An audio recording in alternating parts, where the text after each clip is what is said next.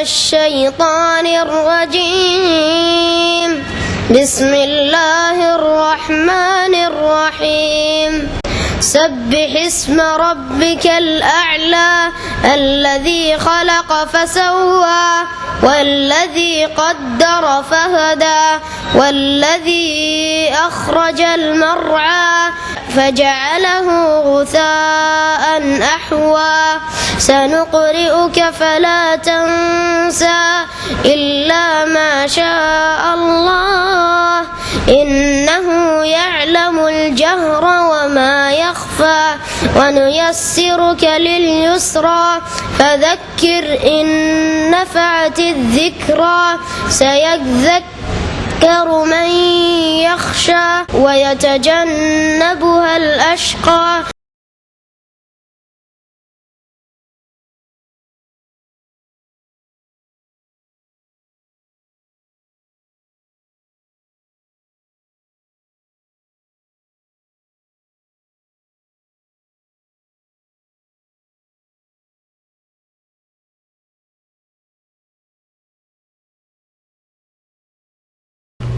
بسم الله الرحمن الرحيم الحمد لله رب العالمين والصلاة والسلام على سيد المرسلين نبينا محمد وعلى آله وصحبه أجمعين وبعد মহান আল্লাহর সমস্ত প্রশংসা দরুদ ও সালাম নাজিল হোক প্রিয় নবী মুহাম্মদ সাল্লাল্লাহু আলাইহি ওয়াসাল্লামের উপর আল্লাহুম্মা সাল্লি আলাইহি আল্লাহুম্মা বারিক আলাইহি। দীর্ঘ সময়ের পরে অর্থাৎ মাহে রমজান এবং শাওয়াল মাসের বেশ কয়েকদিন পরে আবার নতুন করে আপনাদের সাথে এই শুক্রবারের দর্শে সাক্ষাৎ। আল্লাহ পাক রব্বুল আলামিন যেন আমাদের রমজান মাসের সিয়াম, রমজান মাসের তারাবি কিয়াম, রমজান মাসের নফল ফরজ ইবাদত বন্দেগী কবুল করেন, আমিন। আল্লাহ পাক যেন আমাদের গুনাহ খাতা মাফ করেন, আমিন। আল্লাহ পাক যেন আমাদেরকে ওই সব মুসলিম ভাইদের অন্তর্ভুক্ত হওয়ার তৌফিক দান করেন যাদের সম্পর্কে বলেছেন মান সামা রমাদানা ঈমানান ওয়া ইহতিসাবান গুফিরা লাহু মা তাকাদ্দামা মিন যামবিহি, যারা রমজান মাসের রোজা রাখবে আল্লাহর প্রতি ঈমান রেখে এবং নেকির আশায়, তাদের অতীতের গুনাহ খাতা মাফ হয়ে যাবে। আল্লাহ যেন তাদের দলে আমাদের শামিল করেন, আমিন। আল্লাহ পাক যেন আমাদের লাইলাতুল কদর কবুল করেন, আল্লাহ পাক যেন আমাদের সমস্ত ইবাদত বন্দেগী কবুল করেন এবং দীর্ঘদিন আল্লাহ পাক যেন আমাদেরকে এরকম বহু রমজান পাওয়ার সুযোগ দান করেন, আমিন। রমজানের পূর্বে কিতাবুত তাওহীদের যেসব অধ্যায়গুলি বাকি ছিল সবগুলি শেষ করা হয়েছে, যেমন অনেক ভাইয়ের জানা আছে বা পুরাতন নিয়মিত যারা ক্লাস করেন শুক্রবারে তাদের জানা আছে। তার আগে তিনটি মূলনীতি উসুলে সালাসার দর্শ শুরু করা হয়েছিল গত বছরে, কিতাবটি শেষ করা হয়নি, তার কয়েকটি দর্শ আরও বাকি আছে। এখন এই হজ আসা পর্যন্ত এই দর্শগুলি শেষ করে নেব, কারণ যারা নতুন ভাই যাদের আকীদা সম্পর্কে এখনও যথেষ্ট শিক্ষার প্রয়োজন রয়েছে, প্রত্যেকের শিক্ষার প্রয়োজন রয়েছে, এতে কোনো সন্দেহ নেই, কিন্তু প্রাথমিক অবস্থায় যারা রয়েছেন শিক্ষার ক্ষেত্রে আর আকীদার ক্ষেত্রে আমাদের দেশে শিক্ষার সবচাইতে বেশি ত্রুটি। মাদ্রাসায় পড়েও আকীদার পরিশুদ্ধি হয় না, মাদ্রাসা পড়ে ডিগ্রি নিয়েও সহি আকীদার শিক্ষা হয় না। আল্লাহ কোথায় তাই জানা নেই, যে আল্লাহর ইবাদত বন্দেগী করে, যে আল্লাহ তাদেরকে তার ইবাদত বন্দেগীর জন্য সৃষ্টি করেছেন, আল্লাহ কোথায় তাই সঠিকভাবে জানে না, জানে ভুল জানে। তাদের এক শ্রেণীর আলেমরাও এবং তাদের জাহেলরাও। আল্লাহ পাক রব্বুল আলামিনকে ডাকতে হবে সরাসরি তাই জানে না, বলছেন না ভায়া দিয়ে ডাকবো আমরা, মাধ্যম ওসিলা দিয়ে, সরাসরি ডাকবে না। এগুলি সব আকীদার ত্রুটি। আল্লাহ পাক রব্বুল আলামিন পর্যন্ত পৌঁছার জন্য মাধ্যম লাগে, তাদের পীর ওলি লাগে, পীর ধরতে হয়। এসব ভ্রান্ত আকীদায় বিশ্বাসী হয়ে রয়েছে। তো আকীদা বিশ্বাসের ত্রুটি আমাদের দেশে সবচাইতে বড় ত্রুটি। অন্যান্য পাপের ত্রুটির চাইতে বেশি বড় ত্রুটি হচ্ছে আকীদা ত্রুটি।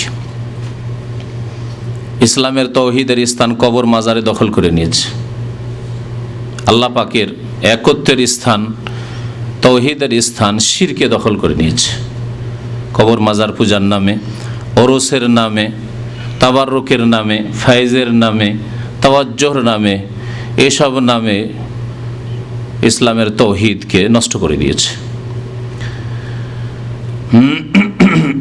সুতরাং আকীদা সম্পর্কে আমাদের সঠিক জ্ঞান নেওয়া অত্যন্ত জরুরি। আকীদা যদি ঠিক না থাকে আর আমল ঠিক থাকে, আমল কাজে আসবে না। এর উদাহরণ উলামায়ে কেরামরা এইভাবে বলেছেন যে একজন মানুষ যদি নামাজ পড়ে কিন্তু কিবলামুখী হয়ে নয়, 5 ওয়াক্ত নামাজ পড়ে, এমনকি তাহাজ্জুদও পড়ে, সারা রাত তাহাজ্জুদ পড়লো বেচারা, কিন্তু কিবলামুখী হয়ে নয়, কিবলা উল্টো করে জেনে শুনে বা জানার চেষ্টা করলো না। হ্যাঁ, জানার চেষ্টা করলো, তারপরে কিবলা জানতে পারলো না, তাহলে আল্লাহ মাফ করবেন কিবলার ক্ষেত্রে। কিন্তু আশেপাশে অনেকে জানাবার জন্য আছে, যাদের কাছ থেকে জেনে নিতে পারবে যে ভাই কিবলা কোন দিকে। নতুন এক জায়গায় গিয়ে কাউকে জিজ্ঞাসাবাদ করা নেই, তাহাজ্জুদ শুরু করে দিল, নামাজ পড়তে আছে, খোঁজ খবর নেই যে কোন দিকে কিবলা আছে। তো কিবলার উল্টো দিকে কেউ যদি নামাজ পড়ে মুখ করে, তাহলে নামাজ কবুল হবে না। ঠিক তেমনি আকীদা যদি সঠিক না হয়, নামাজ, রোজা, হজ, যাকাত, ফরজ, নফল কিছুই কবুল হবে না, কিছুই কবুল হবে না। আল্লাহ সম্পর্কে, আল্লাহর দ্বীন সম্পর্কে, আল্লাহ রসুল সাল্লাল্লাহু আলাইহি সাল্লাম সম্পর্কে আকীদা সঠিক হইতে হবে। তো এই উসুলে সালাসা, 3টি মূলনীতির কিতাবে এই 3টি বিষয় উল্লেখ করা হয়েছে। আল্লাহ সম্পর্কে সঠিক জ্ঞান, যে সম্পর্কে দর্স শেষ হয়ে গেছে এর আগে। আল্লাহর দ্বীন সম্পর্কে আলোচনা শুরু করা হয়েছিল, আজকে সেখান থেকে শুরু করব। আল্লাহর দ্বীন সম্পর্কে সঠিক জ্ঞান রাখতে হবে যে আল্লাহর দ্বীন কি। আজকে অনেক মুসলমানদের অবস্থা এরকম যে, যেমন হিন্দুদেরকে যদি জিজ্ঞাসা করা হয় ভাই হিন্দু ধর্মের সংজ্ঞা বলো তো দেখি, হিন্দু ধর্ম কি, বলতে পারবে না, তারা কেউই বলতে পারবে না। হিন্দু ধর্মের আজ পর্যন্ত তাদের ব্রাহ্মণরাও সংজ্ঞা দিতে পারেনি হিন্দু ধর্ম কি, তার ভিত্তি কিসের উপর স্থাপিত, কিছুই জানে না। প্রত্যেক নতুন কিছু ঢুকতে আছে, নতুন নতুন পূজা ঢুকতে আছে, তাহলে হিন্দু ধর্মের সংজ্ঞা দেওয়া মুশকিল তাদের জন্য। মুসলিমদের এক শ্রেণীর লোকদের অবস্থা এরকম হয়েছে, যদি জিজ্ঞাসা করা হয় ভাই ইসলাম কি, মাহুয়াল ইসলাম, ইসলাম কি, হাল আদ্রি, জানে না। আর যদি বলার চেষ্টা করে তো 2-1টা বলবে, নামাজ, রোজা, ধর্মকর্ম করার নাম ইসলাম, এইটা তো আর ইসলামের সংজ্ঞা নয়। ইসলামের খুঁটি কয়টি জানে না, আর যারাও জানে তারা ভুল করে জানে না, আর জানলে ভুল করে জানে। এই হচ্ছে অধিকাংশ মুসলিম ভাইদের অবস্থা। তো আজকে শুরু করি ওই দ্বিতীয় মূলনীতি, আল আসলুস সানি। দ্বিতীয় মূলনীতি মারিফাতু দ্বীনিল ইসলাম, দ্বীন ইসলাম সম্পর্কে জ্ঞান হাসিল করা। দ্বীন ইসলাম সম্পর্কে জ্ঞান হাসিল করতে হবে কোরআন এবং হাদিসের দলিল দিয়ে, বিল আদিল্লাহ, দলিল সহকারে। ইসলাম কি জানতে হবে কোরআনুল করিম থেকে, ইসলাম কি জানতে হবে রাসূলুল্লাহ সাল্লাল্লাহু আলাইহি ওয়াসাল্লামের হাদিস থেকে। নবী করিম সাল্লাল্লাহু আলাইহি ওয়াসাল্লাম 2টি বিষয়ের কথা বলেছেন। কারণ বিদআতপন্থীরা অনেক সময় সংশয় সৃষ্টি করার চেষ্টা করে। কেউ যদি একটু হিদায়াতের দিকে আসে, সহি আকীদার দিকে আসে, তখন তাদেরকে বিভ্রান্ত করার চেষ্টা করে যে শুধু কোরআন হাদিস মেনে হবে, ইজমা কিয়াস কোথায়। অথচ ওই হিন্দুদের মতো অবস্থা, যেমন হিন্দুরা হিন্দু ধর্মের কোনো সংজ্ঞা দিতে পারে না, তেমন ইজমার জিজ্ঞেস করেন ইজমা মানে কি, বুঝাও ভালো করে একটু, কিয়াস মানে কি বুঝাও ভালো করে, হাল আদ্রি। কিন্তু বিভ্রান্ত করতে পারে, সংজ্ঞা দিতে পারবেন না, কিন্তু গোমরাহ করতে পারে। নবী করিম সাল্লাল্লাহু আলাইহি ওয়াসাল্লাম বলেছেন তারাকতু ফিকুম আমরাইন, ভালো করে বোঝার চেষ্টা করেন, আমি তোমাদের মাঝে ছেড়ে যাচ্ছি কি, আমরাইনে, আমরুন মানে একটি বস্তু, আর আমরাইনে মানে 2টি বস্তু, রিয়ালুন আর রিয়ালাইনে, বুঝতে তো পারছেন, রিয়াল মানে 1 রিয়াল আর রিয়ালাইন মানে 2 রিয়াল। আমরাইনে 2টি জিনিস ছেড়ে যাচ্ছে, 4টি বলেছেন। তাহলে আরবা বলতেন, তারাকতু ফিকুম আরবাত উমুর, একটি হাদিস কোথাও আছে, সহি জয়ীফ জাল কোথাও নেই। নবী করিম সাল্লাল্লাহু আলাইহি ওয়াসাল্লাম বলেছেন 2টি বস্তু তোমাদের মাঝে ছেড়ে যাচ্ছি, লান তাদিল্লু মা তামাসসাকতুম বিহি, মা তাসনিয়া, কখনো তোমরা পথভ্রষ্ট হবে না যদি তোমরা ওই দুটি বস্তুকে মজবুত করে ধারণ করো, মা তামাসসাকতুম বিহিমা, ওই দুটি বস্তুকে যদি মজবুত করে ধরে থাকো কখনো পথভ্রষ্ট হবে না। নিশ্চয়তা দান করেছেন রাসূলুল্লাহ সাল্লাল্লাহু আলাইহি ওয়াসাল্লাম। একটি হচ্ছে কিতাব আল্লাহ, আল্লাহর কিতাব আল কোরআনুল কারীম, ওয়া সুন্নতি, এবং আমার সুন্নত, আমার হাদিস। সুন্নতের অপর নাম হাদিস। রাসূলুল্লাহ সাল্লাল্লাহু আলাইহি ওয়াসাল্লামের হাদিস, রাসূলুল্লাহ সাল্লাল্লাহু আলাইহি ওয়াসাল্লামের কর্ম, রাসূলুল্লাহ সাল্লাল্লাহু আলাইহি ওয়াসাল্লামের কথা বচন, রাসূলুল্লাহ সাল্লাল্লাহু আলাইহি ওয়াসাল্লামের অনুমোদন। নবী সাল্লাল্লাহু আলাইহি ওয়াসাল্লাম যা করেছেন, করতে বলেছেন, অথবা তার সামনে সাহাবারা করেছেন, স্বীকৃতি দান করেছেন, এই হচ্ছে হাদিস বা সুন্নত। তাহলে নামাজ পড়বেন কেমন? যেমন রাসূলুল্লাহ সাল্লাল্লাহু আলাইহি ওয়াসাল্লাম পড়েছেন, পড়তে বলেছেন, সাহাবায়ে কেরামরা পড়েছেন, তেমন নামাজ পড়তে হবে। এবং কোরআনে কারিমে নামাজ সম্পর্কে যতটুকু আছে তা সামনে রেখে। তো দলিল সহকারে ইসলাম সম্পর্কে, দিন ইসলাম সম্পর্কে জ্ঞান হাসিল করা হচ্ছে এটি দ্বিতীয় মূলনীতি। প্রত্যেক মুসলিমের জন্য ফরজ দিন ইসলাম সম্পর্কে দলিল প্রমাণ সহ জ্ঞান হাসিল করা। দিন ইসলাম কি? দিন ইসলাম তিনটি বিষয়কে শামিল। তাই দিন ইসলামের সংজ্ঞা উল্লেখ করেছেন লেখক রহমতুল্লাহ আলাইহি, তিনটি বিষয়কে শামিল। একটি হচ্ছে ওয়াহুয়া আল ইস্তিসলাম লিল্লাহি বিত্তাওহীদ, দ্বিতীয় হচ্ছে ওয়াল ইনকিয়াদ লাহু বিত্তাআ, তৃতীয় হচ্ছে ওয়াল বারাআতু মিনাশ শিরকি ওয়া আহলিহি। তাহলে একজন মানুষের মধ্যে দিন ইসলাম আছে এটা জানতে হলে তার মধ্যে এই তিনটি বিষয় থাকতে হবে। তিনটি বিষয়ের ব্যাখ্যা করছি আপনাদের সামনে। একজন মানুষ যখন মুসলিম হতে চাইবে তার মধ্যে তিনটি বিষয় থাকতে হবে। প্রথম বিষয় হচ্ছে আল ইস্তিসলাম লিল্লাহি বিত্তাওহীদ, আল্লাহর সামনে আত্মসমর্পণ করা, আল্লাহর নিকট আত্মসমর্পণ করা। ইস্তিসলাম মানে আত্মসমর্পণ করা। কিরকম আত্মসমর্পণ? তাওহীদের সাথে, আল্লাহর একত্বের সাথে। আত্মসমর্পণে একত্ব থাকতে হবে, তাওহীদ থাকতে হবে। একমাত্র আল্লাহর সামনে আত্মসমর্পণ করছেন আপনি, একমাত্র আল্লাহর জন্য আপনি আত্মসমর্পণ করেছেন। মুশরিকও আত্মসমর্পণ করে কিন্তু তাওহীদের সাথে নয়। যারা শিরক করে তারাও আল্লাহকে স্রষ্টা মানে, আল্লাহকে হয়তো রিজিক দাতা মানে, আল্লাহকে মানে আসমান জমিনের মালিক, আসমান রব্বুল আলামিন মানে, কিন্তু তার সাথে সাথে তারা মনে করে যে আল্লাহকে পাওয়ার জন্য মাধ্যম লাগে। তারা আল্লাহ পাক রব্বুল আলামিন বিভিন্ন দায়িত্ব ভাগ বন্টন করে দিয়েছেন, তাদের কাছ থেকে পাওয়া যায়। কারো কাছে সন্তান পাওয়া যায়, কারো কাছে রিজিক পাওয়া যায়, কারো কাছে মনের আশা কামনা বাসনা পূরণ হয়। কোনো মাজারে গেলে কিছু হাসিল হয়, কোনো মাজারে গেলে কিছু হাসিল হয়। যেমন হিন্দুদের মধ্যে রয়েছে সরস্বতীর কাছে বিদ্যা পাওয়া যায়, লক্ষ্মীর কাছে গেলে রিজিক পাওয়া যায়। হ্যাঁ, তেমনি এদেরও আকীদা। তাহলে আল্লাহর সামনে আত্মসমর্পণ আছে কিন্তু ভাগ বন্টন করে, শিরক করে। আল ইস্তিসলাম লিল্লাহ বিশিরক, বিত্তাওহীদ নয়। দিন ইসলাম এর নাম নয়, শিরকের নাম নয়। দিন ইসলাম এসেছে শিরককে পৃথিবী থেকে নিশ্চিহ্ন করার জন্য। ওয়ায়াকুনা আদ-দীনু কুল্লুহু লিল্লাহ, এবং দিন একমাত্র আল্লাহর জন্য হয়ে যাবে। এই জন্য কোরআন কারীমের ভাষায় একমাত্র আল্লাহ পাক রব্বুল আলামিনের জন্য দিন খালিস হয়ে যাবে। আলা লিল্লাহিদ দীনুল খালিস। সূরা জুমার আল্লাহ পাক রব্বুল আলামিন ইরশাদ করেছেন তার শুরুতেই, আলা জেনে রাখো যে লিল্লাহিদ দীনুল খালিস, একমাত্র আল্লাহর জন্য নির্ভেজাল নিখুঁত দিন হইতে হবে। দিন আপনার ইবাদত বন্দেগী, আপনার আনুগত্য হইতে হবে একমাত্র আল্লাহর জন্য নির্ভেজাল খালিস ভাবে। তো একটি বিষয় হচ্ছে দিন ইসলামের যে আপনি আল্লাহর একত্বের সাথে তার নিকট আত্মসমর্পণ করবেন। আত্মসমর্পণ করা মানে অহংকার না করা, অবজ্ঞা না করা, এবং একমাত্র তার সামনে আল্লাহ পাক রব্বুল আলামিনের নিকট আত্মসমর্পণ করা। আল্লাহ পাকের নিকট যখন আত্মসমর্পণ করলেন, আল্লাহর প্রত্যেকটি নাজিলকৃত বিধিবিধান কোরআনে থাক এবং হাদিসে থাক, তা কোরআনে থাক কিংবা হাদিসে থাক, আত্মসমর্পণ করা মানে তা মেনে নাও।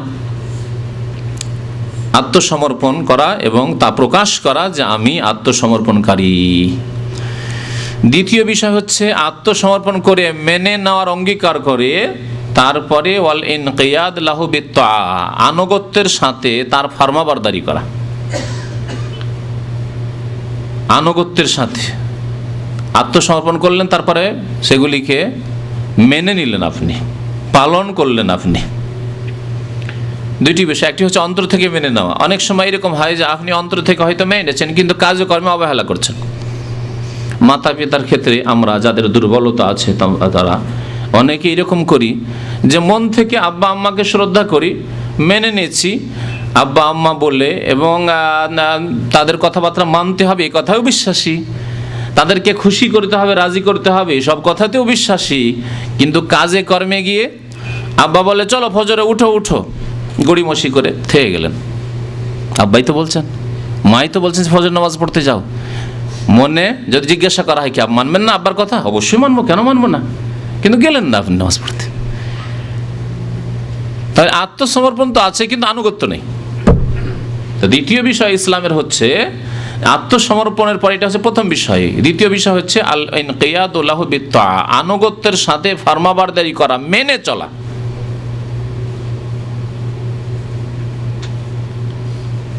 আব্বা বললেন বা আম্মা বললেন যে যাও আজকে বাজারে যাও, শাকসবজি নেই, মাছ গোস্ত নেই, নিয়ে আসো। অবহেলা করে কাটিয়ে দিলেন। খবর পেলেন যে খেলাধুলা আছে, ক্রিকেট আছে, খেলা দেখতে চলে গেলেন। খেলা দেখে সময় কালকে করব, আজকে বললেন আজকে করলেন না, কালকে করব। মন থেকে শ্রদ্ধা আছে কিন্তু অবহেলা, গাফিলতি করলেন না আপনি। তাহলে আপনার মধ্যে আত্মসমর্পণ আছে কিন্তু আনুগত্য নেই। আল্লাহ পাক রব্বুল আলামিনের নাজিলকৃত দিন ইসলাম তখনই আপনার মধ্যে আসবে যখন আপনি আত্মসমর্পণ করেছেন আল্লাহর একত্বের সাথে, আল্লাহর নিকটে, এবং তার সাথে সাথে তার আনুগত্য করে আপনি তা পালন করাও শুরু করেছেন। তাহলে এখানে একটি নামাজের উদাহরণ দিয়ে বলি আপনাদেরকে, যে অনেক মুসলিম আছে নামাজ পড়তে হবে, এতে কোনো সন্দেহ নেই, তার অন্তরে কোনো দ্বিমত নেই, নামাজ পড়তে হবে, কিন্তু নামাজ পড়ে না। মাঝে মাঝে পড়ে, মাঝে মাঝে পড়ে না। ভাই 5 ওয়াক্ত পারি না, নামাজ পড়তে হবে, সত্যি পড়া উচিত। আপনারা খুব ভালো মানুষ ভাই, দেখেন কত সুন্দর আপনারা 5 ওয়াক্ত নামাজ পড়ছেন, নামাজিদের প্রশংসা করছে, ভালোবাসে নামাজিদেরকে, আর নিজেকে তিরস্কার করে, তুচ্ছ মনে করে যে আমি কত খারাপ, 5 ওয়াক্ত নামাজ এখনো পড়তে পারি না, কিন্তু পড়ে না। আবার 3 ওয়াক্ত পড়ে, 4 ওয়াক্ত পড়ে, কোনোদিন 5 ওয়াক্তই পুরিয়ে দিল, কোনোদিন পুরালো না, সফরে গেল ছেড়ে দিল, সময় চলে গেল, যখন জামাত ছুটে গেছে ছেড়ে দিল। তাহলে আনুগত্য হয়তো আছে না, কি বলছেন, আত্মসমর্পণ আছে কিন্তু আনুগত্য নেই, আনুগত্য নেই। তাহলে ইসলাম তার মধ্যে নেই। ইসলাম হচ্ছে 3টি বিষয়ের নাম, ইসলাম হচ্ছে 3টি বিষয়ের নাম: আত্মসমর্পণ করা আল্লাহর তাওহীদের সাথে, আল্লাহর নিকটে, এবং তার সাথে সাথে অনুগত হয়ে ফরমাবরদারি করা, তাবেদারি করা, মেনে চলা। তৃতীয় বিষয় আরেকটি আছে, সেটি হচ্ছে আল্লাহ বিরোধী যেসব বস্তু রয়েছে, যেসব বিষয় রয়েছে, তা থেকে সম্পর্ক ছেদ করা, সম্পর্ক ছেদ করা। প্রথম 2টি বিষয় ছিল ইতিবাচক, পজিটিভ ছিল। তৃতীয় বিষয়টি হচ্ছে নেগেটিভ, ওটাও থাকতে হবে। আপনার আল্লাহর সাথে সম্পর্ক আছে, আল্লাহর দ্বীনের সাথে সম্পর্ক আছে, আল্লাহ রাসূলের সাথে সম্পর্ক আছে, কোরআনের সাথে সম্পর্ক আছে, রাসূলের হাদিসের সাথে সম্পর্ক আছে, আবার আপনি বাইবেলও পড়েন, বাইবেলও পড়েন না, আর বেদ পুরাণ চর্চা করেন, অথচ কোনো বড় দায়ী নন আপনি, ইসলামের প্রচারক নন যে আপনার ওই সব জানার প্রয়োজন রয়েছে। আপনি মধ্য অবস্থায় আছেন অথবা প্রাথমিক অবস্থায় আছেন, আপনার নিজের দ্বীন ইসলাম এখন ভালোভাবে জানা হয়নি, তাহলে আপনার জন্য জায়েজ নাই। কি উদ্দেশ্যে আপনি সেগুলির সাথে সম্পর্ক রেখেছেন? আর একটি উদাহরণ দিতে পারি, যা অনেক শিক্ষিত লোকেরা অথবা নেতা ধরনের লোকেরা করে থাকে। ইসলাম পালন করে, মসজিদ মাদ্রাসাও করে, আবার মন্দিরে চাঁদাও দেয়, মন্দিরে চাঁদাও দেয়, পূজার চাঁদাও দেয়। তাহলে কি করলো? ওয়াল বারাআতু মিনাশ শিরকি ওয়া আহলিহি। তৃতীয় বিষয় হচ্ছে সম্পর্ক ছেদ করা শিরক থেকে এবং মুশরিকদের থেকে। শিরক আর মুশরিকদের থেকে সম্পর্ক ছেদ করতে হবে, ধর্মীয় সম্পর্ক ছেদ করতে হবে। মনে রাখবেন, দুনিয়ার সম্পর্ক ছেদ করতে বলা হয়নি ইসলামে, কারণ নবী করিম সাল্লাল্লাহু আলাইহি সাল্লাম ইহুদিদের সাথে মুশরিকদের সাথে কেনা বেচা করেছেন, ব্যবসা বাণিজ্য করেছেন, তাদের কাছ থেকে ধার কর্জ নিয়েছেন। নবী করিম সাল্লাল্লাহু আলাইহি সাল্লামের ইন্তেকালের সময় সহিহ হাদিসে রয়েছে যে তার যে বর্ম ছিল ওয়াদিরউহু কানাত মারহুনাতান ইনদা ইহুদিয়িন, এক ইহুদির কাছে বন্ধক রাখা ছিল। সামান্য কিছু জব নিয়ে আসা হয়েছিল তার কাছ থেকে, ইহুদিকে পয়সা দেওয়া হয়নি, বলছে আমার কাছে কিছু রেখে যেতে হবে। ঠিক আছে, আমার এই বর্ম তোমার কাছে থাকলো, এই জবের পয়সা দিয়ে, মূল্য দিয়ে তোমার কাছ থেকে নিয়ে যাওয়া হবে। সেই সময় রাসূলুল্লাহ সাল্লাল্লাহু আলাইহি ওয়াসাল্লামের ইন্তেকাল হয়ে গিয়েছিল। তাহলে কি প্রমাণ হয় যে কাফেরের সাথে মুশরিকের সাথে দুনিয়ার আদান প্রদান জায়েজ রয়েছে। আপনি ব্যবসা বাণিজ্য করেন, আপনি কাজকর্ম করান প্রয়োজনে, কিন্তু ধর্মীয় সম্পর্ক ছেদ করতে হবে। মুশরিকের সাথে শিরকের থেকে ধর্মীয় সম্পর্ক, দ্বীনি সম্পর্ক ছেদ করতে হবে। এই জন্য যে উদাহরণগুলি দিয়েছি, পুজোর চাঁদা দেওয়া, এই ধর্মীয় সম্পর্ক চলবে না। পুজোর অনুষ্ঠানে যাওয়া, তাদের ধর্মীয় অনুষ্ঠানে যাওয়া, অংশ নেওয়া, এটা জায়েজ নয়। তো তৃতীয় বিষয় হচ্ছে ইসলামের যে আপনি সম্পর্ক ছেদ করবেন শিরক থেকে এবং আহলেহি শিরকওয়ালাদের থেকে, অর্থাৎ মুশরিকদের থেকে। যে কোনো ব্যক্তি যে শিরক করে তাদের শিরক থেকে এবং মুশরিক থেকে সম্পর্ক ছেদ করতে হবে। আমাদের দেশের এক শ্রেণীর জাহেলরা, এদের সংখ্যা খুব বেশি রয়েছে, তারা বলে তোমরা কুফরিকে ঘৃণা করো, কাফেরকে ঘৃণা করিও না। তোমরা শিরককে ঘৃণা করো, মুশরিককে ঘৃণা করিও না। তোমরা পাপকে ঘৃণা করো, পাপীকে ঘৃণা করিও না। বলে না? ভুল কথা, ভুল কথা এটি। পাপকেও যেমন ঘৃণা করতে হবে, পাপীকেও ঘৃণা করতে হবে। আর পাপকে ঘৃণা হবে না যতক্ষণ পাপীকে ঘৃণা না করবেন। একে অপরের সাথে অতপ্রতভাবে জড়িত। কি করে হতে পারে যে একটা পাপকে ঘৃণা করেছেন না পাপকে ঘৃণা করেন না? এমন পাপের কথা বলছি যেটা সামাজিকভাবে অশ্লীল, জেনা, ব্যভিচার।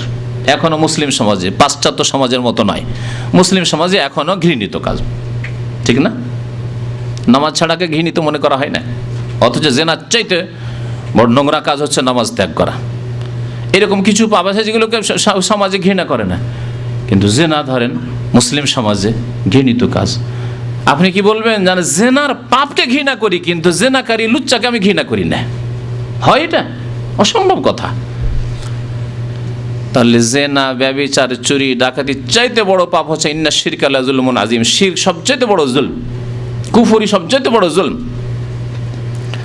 তাহলে কি করে আপনি কুফরিকে ঘৃণা করতে বলছেন আর কাফেরকে ঘৃণা করবে না?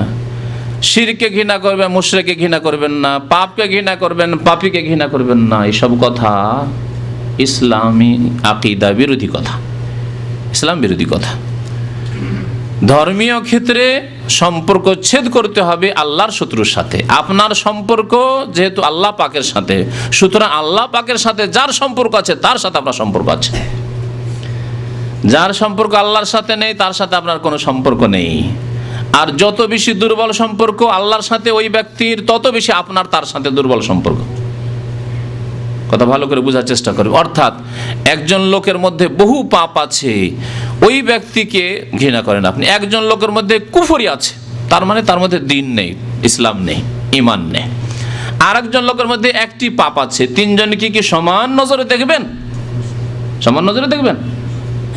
বুঝছেন না মনে হচ্ছে আজকাল আলোচনা, নাকি? তিনজনের কথা বললাম। একজন লোক কাফের, মুশরিক, আল্লাহ ছাড়া অন্যকে সিজদা করে, আল্লাহ ছাড়া অন্যের কাছে প্রার্থনা করে, দোয়া করে, আল্লাহ ছাড়া অন্যের কাছে মনে করে যে পাওয়া যায়, চাওয়া যায় ইত্যাদি। মুশরিক, কাফের। বা নাস্তিক, আল্লাহর অস্তিত্বে বিশ্বাসী নয়, কাফের, মুশরিক, নাস্তিক একই। আর একজন আছে তার মধ্যে 10টি পাপ আছে, চুরিও করে, ব্যভিচারও করে, জুয়াও খেলে ইত্যাদি ইত্যাদি, 10টি পাপ আছে মনে করেন। আর একটা লোকের মধ্যে একটি পাপ আছে, একটি কাবিরা গুনাহ করে। তিনজন সমান আপনার নজরে নাকি?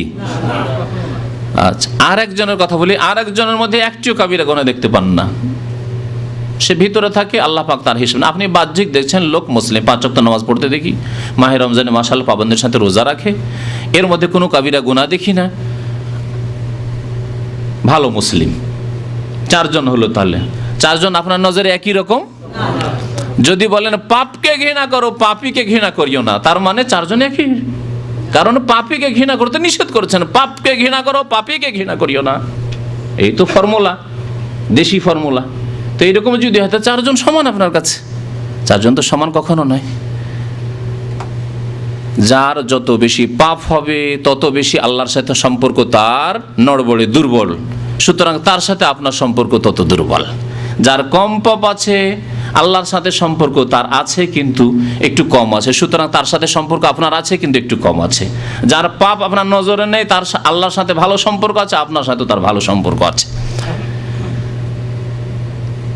আল্লামা শেখ সালেহুল ফৌজান হাফেজাহুল্লাহর একটি কিতাব আল ওয়ালা ওয়াল বারা, বন্ধুত্ব শত্রুতা, বাংলায় অনুবাদ করেছে, এখান থেকে অনেক বিতরণ হয়েছে, বইটি পড়বেন।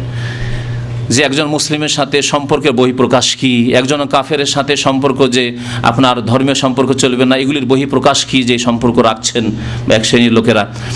তো বইটি অত্যন্ত গুরুত্বপূর্ণ আজকালকার জামানায়, কারণ আজকালকার জামানার সম্পর্ক হচ্ছে ফাইন্যান্সিয়াল সম্পর্ক, পয়সার সম্পর্ক। যার সাথে পয়সার স্বার্থ আছে, দুনিয়ার স্বার্থ আছে, পার্থিব উদ্দেশ্য আছে, তার সাথে সম্পর্ক খাতির, খাওয়া দাওয়ার খাতির তার সাথে, আদান প্রদানের খাতির তার সাথে, ওঠা বসার খাতির তার সাথে, যাওয়া আসার খাতির তার সাথে, দেখাশোনার খাতির তার সাথে।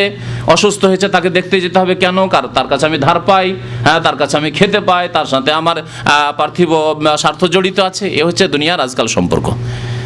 দ্বীন ইসলামের সম্পর্ক হচ্ছে আল্লাহর সাথে তার সম্পর্ক মজবুত, আমার সাথে তার সম্পর্ক মজবুত। আল্লাহর সাথে তার সম্পর্ক দুর্বল, আমার সাথে তার সম্পর্ক দুর্বল। আল্লাহর সাথে তার সম্পর্ক ছিন্ন, আমার সাথে তার সম্পর্ক ছিন্ন। ওয়ালাউ কানু আবাআহুম আও ইখওয়ানাহুম আও আজওয়াজাহুম আও আশিরাতাহুম, কোরআন কারীমের ভাষায় আল্লাহ পাক বলেছেন, যদিও তাদের বাপ মাই হোক না কেন, তাদের বিবি হোক না কেন, স্বামী হোক না কেন, তাদের ছেলে মেয়ে হোক না কেন, ভাই হোক না কেন, কিন্তু আল্লাহর যদি শত্রু হয়, আপনার শত্রু আমার শত্রু। দিনের ক্ষেত্রে, দুনিয়ার ক্ষেত্রে আমার গরজ তার সাথে রয়েছে, দুনিয়ার আদান প্রদান, কেনা বেচা, ব্যবসা বাণিজ্য, যতদূর আল্লাহ জায়েজ করেছেন ততদূর আমরা দুনিয়ার সম্পর্ক রাখতে পারি, কিন্তু দিনের সম্পর্ক নয়। তো দ্বীন ইসলাম তাহলে 3টি বিষয়ের নাম। এক হচ্ছে আল্লাহর নিকট আত্মসমর্পণ করা, তার একত্বের সাথে, শিরকের সাথে নয়।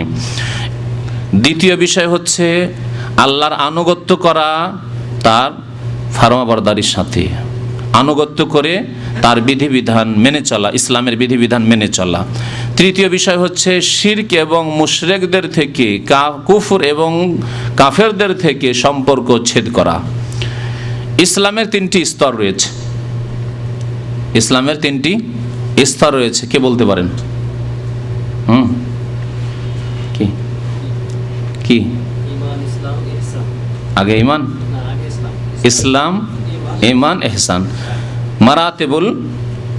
মারাতিবুদ্দিন বলা হয়েছে। দিনের 3টি স্তর, ইসলামের না, দিনের 3টি স্তর।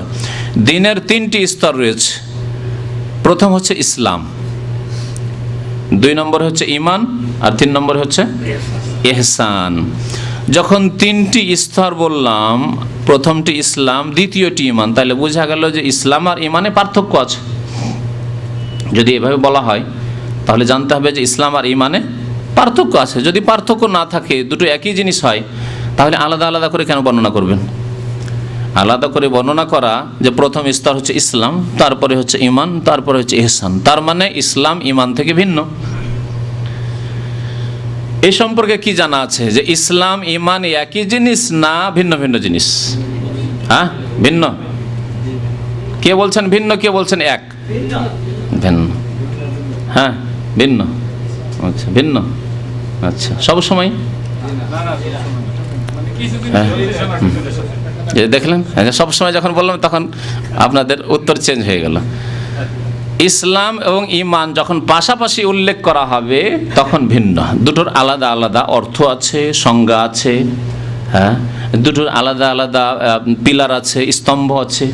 ইসলামের পিলার আলাদা আর ঈমানের পিলার আলাদা, জানাই আছে আপনাদের। ইসলামের শাব্দিক অর্থ আলাদা, ঈমানের শাব্দিক অর্থ আলাদা। ইসলামের সংজ্ঞা আলাদা, ঈমানের সংজ্ঞা আলাদা, যখন দুটো পাশাপাশি উল্লেখ করবেন। কিন্তু শুধু শুধু যখন ইসলাম উল্লেখ করা হবে তাতে ঈমান শামিল। ভালো করে শুনে রাখেন, শুধু শুধু যখন ঈমান উল্লেখ করা হবে তাতে ইসলাম শামিল। ইমাম ইবনে তাইমিয়া রাহমাতুল্লাহ আলাইহি এই কথাটিকে এই ভাষায় তিনি প্রকাশ করেছেন যে আল ইসলাম ওয়াল ঈমান ইজা ইজতামা ইফতারাকা ওয়া ইজা ইফতারাকা ইজতামা। খুব সুন্দর কথা, খুব শর্ট শব্দ দিয়ে বলেছেন। ইসলাম এবং ঈমান এই দুইটি শব্দ ইজা ইজতামা যদি একই জায়গায় একই প্রসঙ্গে উল্লেখ করেন তাহলে ইফতারাকা দুটোর অর্থ ভিন্ন ভিন্ন হয়ে যাবে। ইজতামা হলে ইফতেরাক হয়ে যাবে, দুটো একই সাথে উল্লেখ করলে অর্থ ভিন্ন ভিন্ন হয়ে যাবে। ওয়াইজা ইফতারাকা আর যদি ভিন্ন ভিন্নভাবে উল্লেখ করেন, শুধু ইসলামের কথা উল্লেখ করলেন, শুধু ঈমানের কথা উল্লেখ করলেন, তাহলে ইজতামা দুটোর অর্থ এক হয়ে যাবে, দুটোর অর্থ এক হয়ে যাবে। এই কথাটি বুঝায়। একটা উদাহরণ দিই। আপনি একটা লোককে দেখছেন, দেখে মাশাআল্লাহ দেখে শুনে মনে হচ্ছে যে মুসলিম, অথবা জানা আছে যে লোকটি মুসলিম। বলছেন এই লোকটি মুসলিম, তাহলে লোকটি মমিন কিনা? না, আপনার মুসলিম বলার অর্থ সে মমিন নয়, ভিন্ন। শুধু যেহেতু মুসলিম বলেছেন সুতরাং এই লোকটি কি মমিনও, মুসলিমও এবং মমিনও। যদি কোনো সময় বলেন যে লোকটি মমিন, মমিন বান্দা, তাহলে সে কি মুসলিম নয়? অবশ্যই মুসলিম, মমিন প্লাস মুসলিম সে। তাহলে যদি শুধু মুসলিম বলেন তাহলে সে মমিনও, শুধু মমিন যদি বলেন তাহলে মুসলিমও সে। যখন ভিন্ন ভিন্ন করে বর্ণনা করবেন তখন দুটো একত্রিত হয়ে যাবে, মানে মুসলিমও হবে আর মমিন হবে। তাহলে ইসলাম যখন শুধু বলবেন তাতে ঈমানও ঢুকে পড়বে, চলে আসবে। যখন ঈমান শুধু বলবেন তখন ইসলামও চলে আসবে। এমন নয় যে একটা লোক মুসলিম অথচ মমিন নয়, বলবেন এই লোকটি মুসলিম, শুধু মুসলিম বললেন আর মমিন নয়। না, মুসলিম যখন বলেছেন সে মমিনও মুসলিম, তাহলে মুসলিম। আর ইসলাম আসবে না যতক্ষণ ঈমান না থাকবে, ঈমান আসবে না যতক্ষণ ইসলাম না থাকবে, এটাও জরুরি। একটা লোকের মধ্যে শুধু ঈমান আছে আর ইসলাম নেই, তাহলে সে মুসলিম নয়, সে মুমিন না। দুটোই থাকতে হবে। তাহলে তো এখন আবার এইভাবে বুঝাইলাম যে শুধু মুসলিম যখন বলবেন তখন সে মুমিনও, শুধু মুমিন বলবেন তখন মুসলিমও। আলাদা আলাদা করে যখন বর্ণনা করলেন, তখন যখন একসাথে বর্ণনা করবেন ইসলাম এবং ঈমান, তখন এর অর্থ ভিন্ন ভিন্ন হবে, এর অর্থ ভিন্ন ভিন্ন হবে। কিভাবে ভিন্ন ভিন্ন হবে ওটা বুঝেন। ইসলাম মানে প্রথম কি? আত্মসমর্পণ করা। আত্মসমর্পণ মানুষ বাহ্যিক অবস্থায় করে।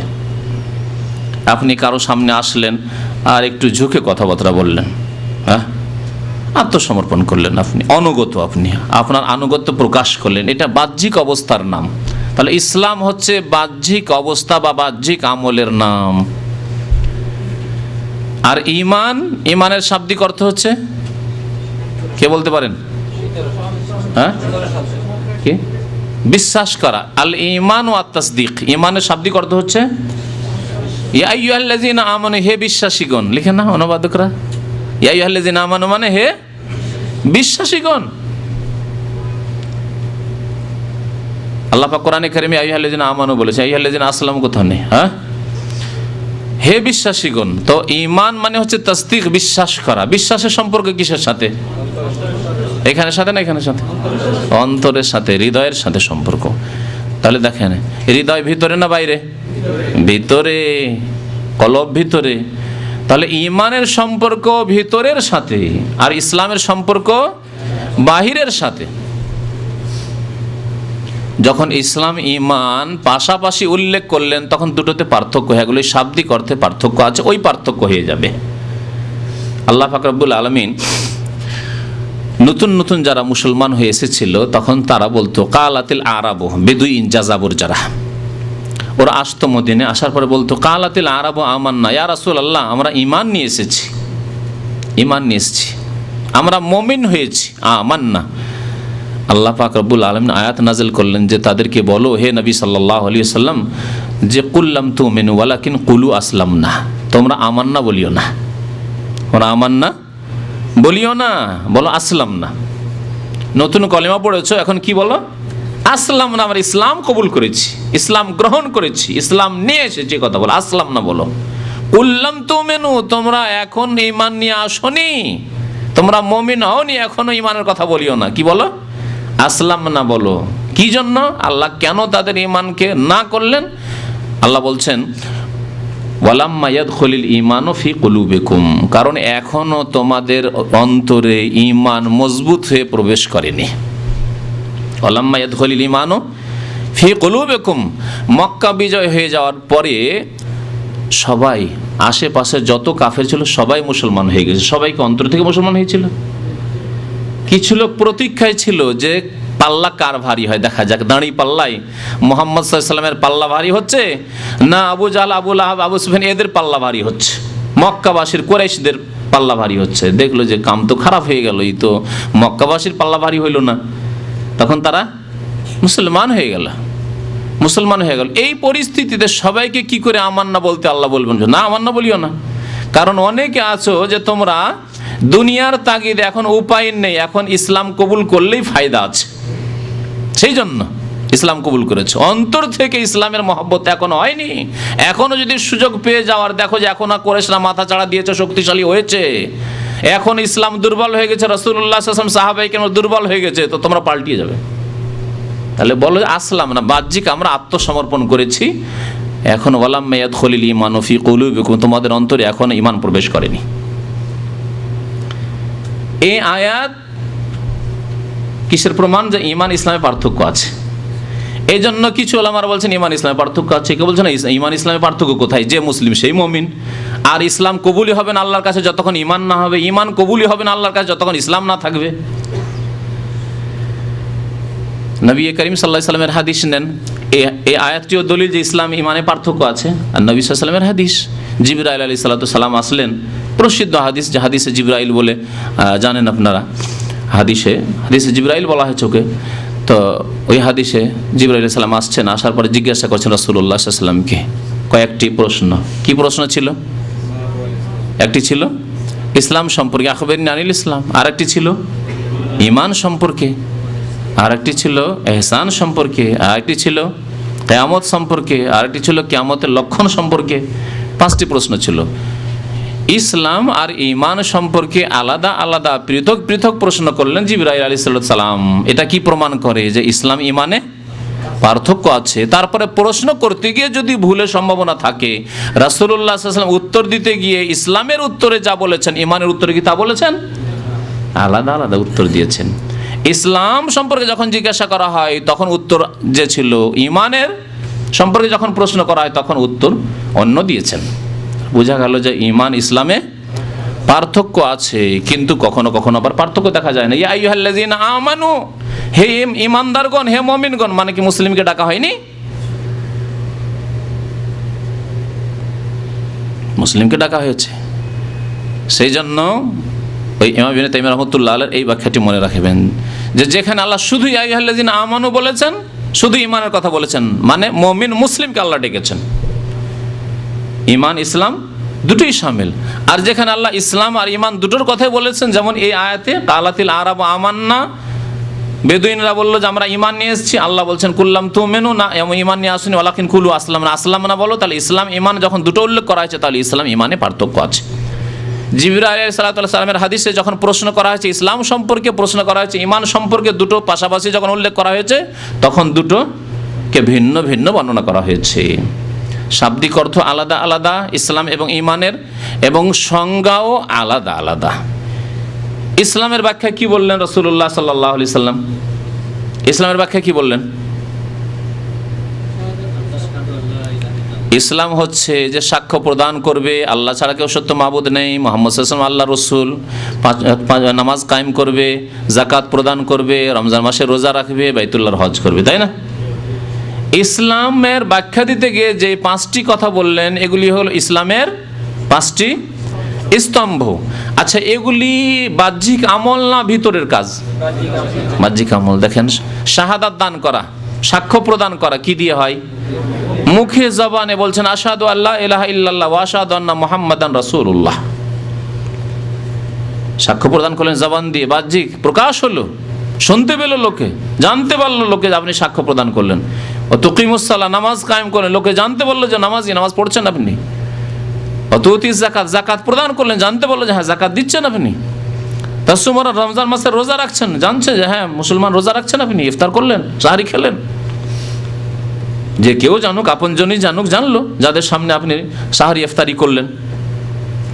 বাইতুল্লাহর হজে গেলেন, যাদের সাথে হজে গেলেন, যাদের সাথে দেখা সাক্ষাৎ হলো, জানলো যে হ্যাঁ হজে যাচ্ছেন, গেলেন আপনি, হজ করলেন। তাহলে সবগুলি হচ্ছে অঙ্গ প্রত্যঙ্গের আমল, জবানের আমল। অঙ্গ প্রত্যঙ্গ দিয়ে নামাজ পড়লেন, হ্যাঁ পকেটে হাত ঢুকালেন, আপনার মানিব্যাগে হাত ঢুকালেন, জাকাত বের করে দিলেন, জি গোটা শরীর আপনার রোজা রাখলো, খিদায় থাকলো, পিপাসায় থাকলো, অঙ্গ প্রত্যঙ্গ দিয়ে ধন সহ আপনি গেলেন, দিয়ে হজ করে এলেন।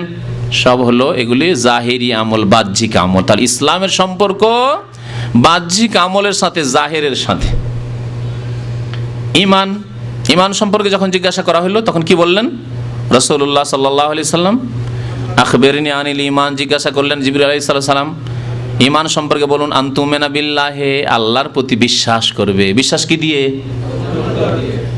অন্তরে বিশ্বাস করবে যে আল্লাহ এক ও একক, আল্লাহ আছেন এবং আল্লাহ এক ও একক, আল্লাহর কোনো শরীক নেই, লা শারিকা লাহু, লাহুল মুলকু ওয়া লাহুল হামদু ওয়া হুয়া আলা কুল্লি শাইইন কাদির। সব কথা বিশ্বাস করবে। আল্লাহ পাকের সুন্দর সুন্দর নাম রয়েছে, বিশ্বাস করবে। আল্লাহর গুণাবলী রয়েছে, বিশ্বাস করবে। আল্লাহ পাক রব্বুল আলামিন সর্বশক্তিমান, বিশ্বাস করবে, ইত্যাদি ইত্যাদি। আল্লাহ পাক রব্বুল আলামিন ক্লান্ত হন না, আল্লাহ পাক রব্বুল আলামিন সমস্ত দুর্বলতা থেকে মুক্ত, সব বিশ্বাস করবে। সব বিশ্বাস, আনতুমিনা বিল্লাহ, আল্লাহর প্রতি বিশ্বাস করবে। আর ও মালায়েকাত, আল্লাহর ফেরেশতাগণের প্রতি বিশ্বাস করবে। সব বিশ্বাস। দেখেন, ও কুতুবিহি ওয়া রুসুলিহি ওয়াল ইয়াউমিল আখির ওয়াল কদরি খাইরি ওয়া শাররিহি, সবগুলি বিশ্বাস। এই সবটি সম্পর্ক হচ্ছে অন্তরের সাথে। কটি বলা হইল? 6টি। তাহলে ঈমানের স্তম্ভ হচ্ছে 6টি। তো বলছিলাম যে দিন হচ্ছে 3টি স্তরের নাম। প্রথম স্তর হচ্ছে ওয়াহুয়া আলা সালাসে মারাতিব, দিন হচ্ছে 3 স্তরের নাম। আল ইসলাম, প্রথম স্তর হচ্ছে ইসলাম। অল ঈমান, দ্বিতীয় স্তর হচ্ছে ঈমান। তৃতীয় স্তর হচ্ছে ইহসান। ইহসানের শাব্দিক অর্থ হচ্ছে নিষ্ঠার সাথে, খুলুসিয়াতের সাথে আল্লাহর ইবাদত বন্দেগী করা। খুব সহজ ভাষায় ইহসান মানে যদি বলতে হয়, বলবেন নিষ্ঠার সাথে, ইখলাসের সাথে, আন্তরিকতার সাথে কি করা? আল্লাহর ইবাদত বন্দেগী করা, ইহসান। ওয়াকুল্লু মারতাবাতিন লাহা আরকান, লেখক বলছেন প্রত্যেকটি স্তরের কিছু স্তম্ভ আছে। প্রত্যেকটি স্তরের কি আছে? স্তম্ভ আছে। প্রত্যেকটি স্তর মানে ইসলাম একটি স্তর। তো ইসলামের স্তর যে আছে, ইসলামের কয়টি স্তম্ভ বললাম? 5টি স্তম্ভ, যার সম্পর্ক মানুষের বাহ্যিক আমলের সাথে। ফারকানুল ইসলামে খামসা, সুতরাং ইসলামের স্তম্ভ হচ্ছে 5টি। শাহাদাতু আল্লাহ ইলাহা ইল্লাল্লাহ, সাক্ষ্য প্রদান করা যে আল্লাহ ছাড়া কেউ সত্য মাবুদ নেই। ওয়া আন্না মুহাম্মাদার রাসূলুল্লাহ, মুহাম্মদ সাল্লাল্লাহু আলাইহি আল্লাহ রাসূল। ওয়া ইকামুস সালাহ, নামাজ কায়েম করা। ওয়া ইতাউজ যাকাত, যাকাত প্রদান করা। ওয়া সাওমু রমজান, রমজান মাসে রোজা রাখা। ওয়া হাজ্জু বাইতুল্লাহিল হারাম, বাইতুল্লাহিল হারাম আল্লাহর সম্মানিত ঘরের হজ পালন করা। এটি হচ্ছে হাদিসের তরতিব। হাদিসে এইভাবে এই পর্যায়ক্রমে বর্ণনা করা হয়েছে, কিন্তু আমাদের দেশের মানুষ কি বলে দেখেন, এখানে উল্টো। ইসলামের পিলারগুলি গণনা করতে গিয়ে, ইসলামের স্তম্ভ উল্লেখ করতে গিয়ে উল্টো পাল্টা কি বলে? কলেমা, নামাজ, হ্যাঁ রোজা, হজ, যাকাত। 5 নম্বরে যাকাত বলে, অথচ আল্লাহ পাক 80-র বেশি জায়গায় নামাজের সাথে সালাতের সাথে কি বলেছেন? আকিমুস সালাতা ওয়া আতুজ যাকাত, আকামাস সালাতা ওয়া আতাজ যাকাত। হ্যাঁ, যাকাতকে 5 নম্বরে করলো। একটা ভুল। আর একটা ভুল আছে যে শুধু শর্ট সংক্ষেপে এমনভাবে বলে যে সাধারণ মানুষ বুঝে না যেগুলোকে কি করতে হবে। কলেমা, ব্যাস। আমি জিজ্ঞাসা করি, এতগুলি মানুষের মধ্যে জিজ্ঞাসা করব না, কারণ যদি না বলেন, ভুল বলেন তো নিজে মনে করবেন যে আমি অপমান হয়ে গেলাম। কিন্তু 2-4-5 জন যখন পাই, জেল টেলে যায় বা বিভিন্ন জায়গায় যায়, 2-4-5 জন যেখানে আছে বা হয়তো কিছু লোক বসে আছে, জিজ্ঞাসা করি যে আচ্ছা কলমা যে বললেন, কলমা কি করতে হবে? বলছে বিশ্বাস করতে হবে। কত সুন্দর উত্তর! কি বললো? আপনি বললেন ইসলামের পিলার, প্রথম পিলার হচ্ছে, প্রথম খুঁটি হচ্ছে কি? কলেমা। ঠিক, কলেমা। তো কলেমাকে কি করতে হবে ভাই? বলছে বিশ্বাস করতে হবে। ইসলাম মানেই তো বললাম যে বাহ্যিক আমল, হ্যাঁ, আত্মসমর্পণ। তো বিশ্বাস করতে কি আসলো? তো কলেমাকে কি করতে হবে তাহলে? কোন আয়াতে কোন হাদিসে শুধু কলেমায় কথা পাবেন না, শাহেদা অবশ্যই পাবেন, শাহাদাত শব্দ অবশ্যই পাবেন আপনি। কোরআনে কারীম আল্লাহ পাক বলছেন শাহেদাল্লাহু আন্নাহু লা ইলাহা ইল্লাহু ওয়াল মালায়েকাতু ওয়া উলুল ইলমি কায়িমান বিল কিসত। শাহেদ, আল্লাহ সাক্ষ্য প্রদান করছেন, আল্লাহ স্বয়ং সাক্ষ্য প্রদান করছেন, ফেরেশতাগণ সাক্ষ্য প্রদান করছেন, ওয়া উলুল ইলম, জ্ঞানীগণ সাক্ষ্য প্রদান করছেন যে কি? লা ইলাহা ইল্লাহু, আল্লাহ ছাড়া কেউ সত্য মাবুদ নেই। তাহলে শাহাদাত দান করা বলতে হবে। এই জন্য কালেমায় শাহাদাত, শুধু কালেমা না, কলেমার সাক্ষ্য প্রদান করা, বলা আশহাদু, আমি সাক্ষ্য প্রদান করছি। সাক্ষ্য প্রদান জবান দিয়ে হয়, কলেমা বিশ্বাস করছি নয়। তাহলে এই যে দেশি তরিকা শেখানো হয়েছে, ইসলামের খুঁটি কয়টি? 5টি। ঠিক আছে, কলেমা। কলেমা কি করতে হবে? হতভম্ব, বিশ্বাস করতে হবে। আমি যদি বলি আপনি বিশ্বাস করতে হবে বলছেন, আমি বলছি ধুয়ে দিয়ে পানি খেতে হবে, চিকিৎসা করতে হবে, না হয় তাবিজ বানাইতে হবে, কলেমায় লা ইলাহা ইল্লাল্লাহ বলে তাবিজে ঢুকিয়ে রাখেন, বাস মুসলমান হয়ে গেলেন।